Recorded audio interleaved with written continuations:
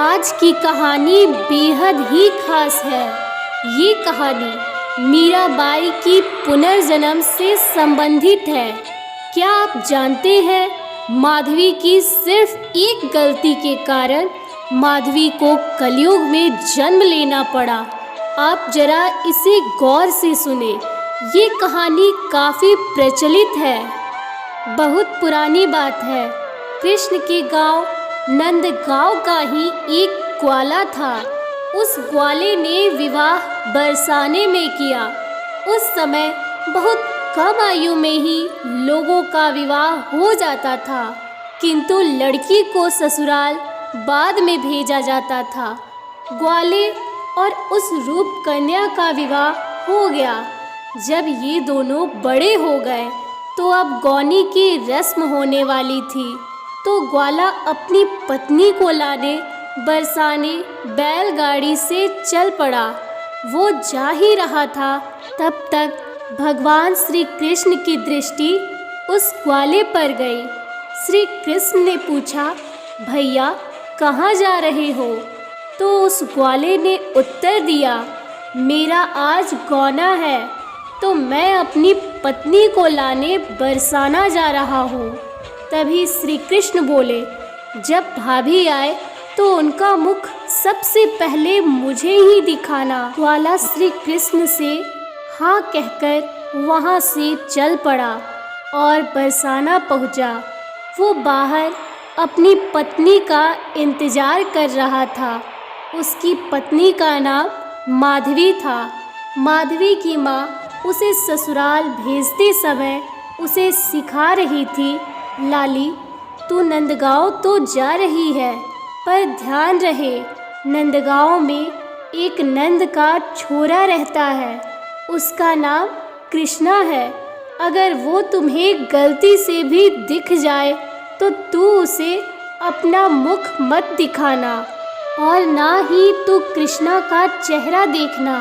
तब माधवी ने अपनी मैया से पूछा, ऐसा क्यों? तो माधवी की माँ ने बताया, वो लड़का बेहद खतरनाक है। फिर माधवी की माँ ने उसे बैलगाड़ी तक छोड़कर अपनी बेटी की विदाई की। जब वह ग्वाला नंदगांव की सीमा में पहुँच गया, तभी सामने खड़े श्री कृष्ण मिल गए और उस ग्वाले से पूछे, ले आए भाभी को? तो ग्वाले ने कहा, हाँ ले आया। तो श्री कृष्ण तुरंत बोले, अब इसका मुख मुझे दिखाओ।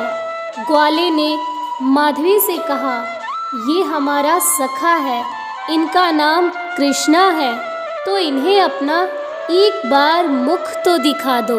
माधवी ने जैसे ही ये नाम कृष्णा सुनी तो समझ गई, ये वही लड़का है जिससे मैया ने मिलने से एवं अपना मुख दिखाने से मना किया था। तो माधवी सावधान हो जाती है। माधवी अपना पूरा शरीर अच्छे से ढक कर बैठ जाती है ताकि श्री कृष्ण की दृष्टि उस पर गलती से भी न पड़ जाए। तो कान्हा ने कहा, अरे भाभी जरा घूंघट तो उठाओ, अपना मुख तो दिखाओ। पर माधवी ने मुरलीधर को अपना मुख नहीं दिखाया। तब कन्हैया कहते हैं, अरे भाई अपनी अर्धांगिनी से बोलो कि वे मुझे एक बार अपना मुख दिखाए। लेकिन माधवी ने अपना घूंघट टस से मस नहीं होने दिया। तो श्री कृष्ण क्रोधित होकर बोले, जा तू भी क्या याद करेगी? और उन्हें श्राप भी दिया कि तू भी मेरी एक झलक देखने को तरसेगी, तू अपनी गलती का पश्चाताप करेगी।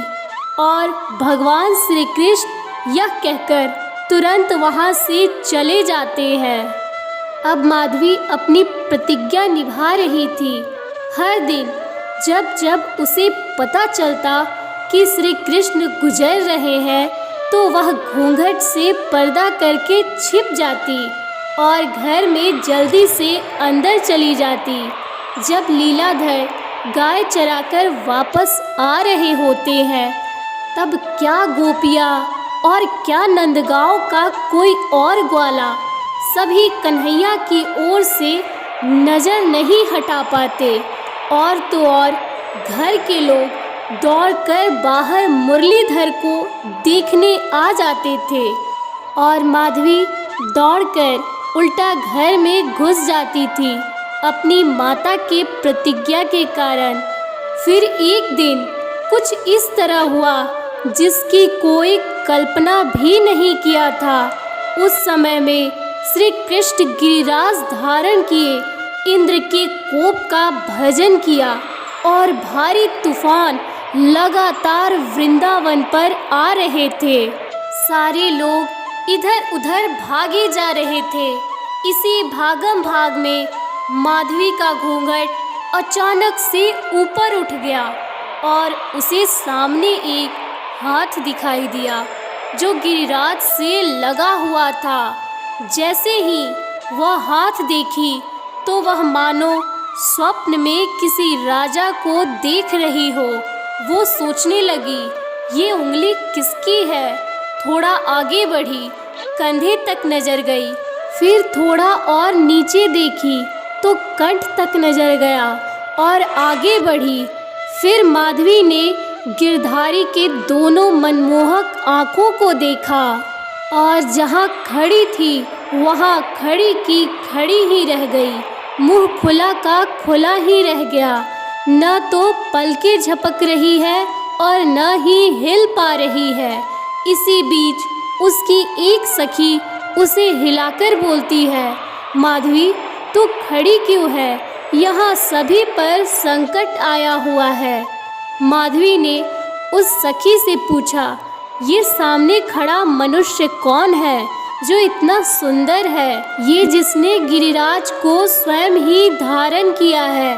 तो उस गोपी माधवी से कहती है, अरे पगली, ये वही लीलाधर है जिससे तू भागती फिरती रहती थी। माधवी की आंखों से अश्रु की धारा बहने लगती है और फिर अपनी माँ को याद करती है और कहती है, अरे माँ, ये तूने क्या करवा दिया?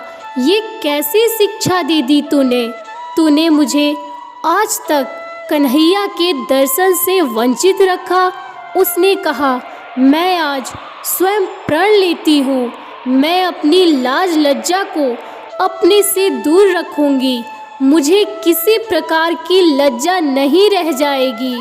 और कहा जाता है इसी कारण माधवी गोपी अगले जन्म में मीराबाई के रूप में जन्म लेती है। दोस्तों, जैसा कि हम लोग जानते हैं कि मीराबाई अपनी लाज लज्जा को त्याग कर वे श्री कृष्ण के मधुर प्रेम में रम गई। ये मीराबाई श्री कृष्ण भक्ति शाखा की सगुणोपासी का भक्त कवियत्री बनी। अपने सारे बंधन तोड़ दिए। उस समय मीरा ने ऐसा जीवन बिताया जो किसी भी कन्या का करना असंभव था। यहाँ तक कि वे गोविंद को अपना पति भी मानती थी।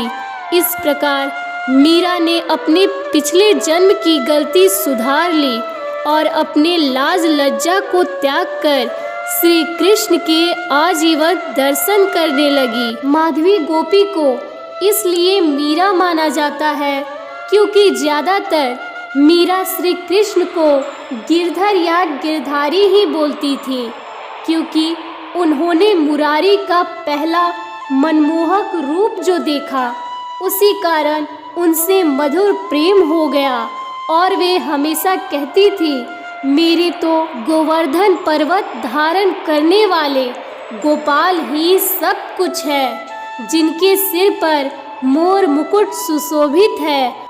और इनकी अनोखी प्रेम कथा तो आज भी अमर है।